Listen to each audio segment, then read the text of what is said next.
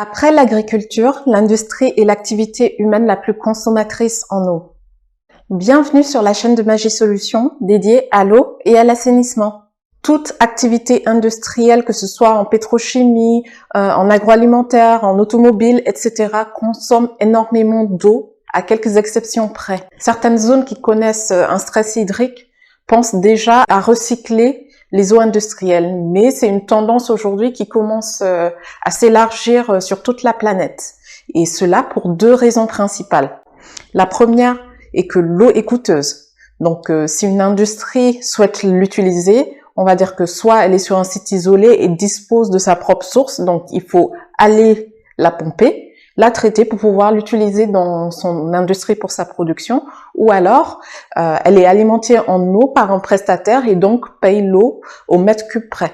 Et donc le total à débourser pour l'eau de process peut représenter une enveloppe très conséquente. La seconde raison qui pousse aujourd'hui les industriels à recycler leurs eaux usées est tout simplement la conscience environnementale. C'est-à-dire qu'aujourd'hui, on parle de plus en plus des effets de la pollution sur la nature, sur la planète et des conséquences à long terme, ce qui fait que les États aujourd'hui se sentent obligés de mettre en place des réglementations qui obligent les industriels à traiter leur pollution. Sinon, ce sont des amendes. Et donc, pour éviter à la fois ces amendes ou de devoir traiter leur pollution pour juste pouvoir rejeter les eaux, ils pensent à traiter pour pouvoir recycler en interne et donc à la fois éviter la pollution et le premier facteur, économiser le prêt à payer en entrée pour l'eau.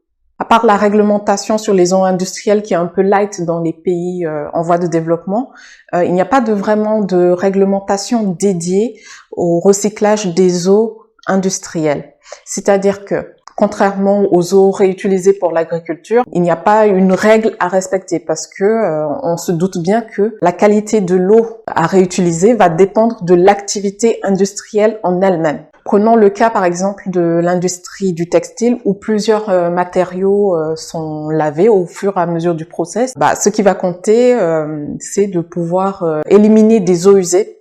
Tout ce qu'on va retrouver comme couleurs, comme composés chimiques qui peuvent influencer le lavage. Et même en fonction des produits qui sont lavés, on peut avoir besoin de rééquilibrer chimiquement l'eau. Dans le cas de l'agroalimentaire, c'est beaucoup plus délicat. Donc l'eau à recycler dans le process d'une industrie agroalimentaire devra être au minimum aussi bonne que l'eau initiale. Et évidemment, la désinfection est une étape obligatoire pour l'agroalimentaire. En exemple, je vais citer Singapour, qui illustre parfaitement le recyclage des eaux en industrie. Cette île a connu une très grosse pénurie d'eau, qui fait qu'ils ont mis en place une politique où l'eau doit être utilisée au moins 2 fois avant d'être rejetée. Donc, ils ont mis en place un processus de traitement très poussé, ce qui leur permet de pouvoir réutiliser ces eaux dans leurs industries. Ils sont arrivés à un point où une partie de cette eau, appelée New Water, est même mélangée au reste de l'eau potable qui est distribuée. Il s'agit d'un des rares cas de réutilisation en eau potable. Mais je ne vous en dis pas plus et on en parle dans la prochaine vidéo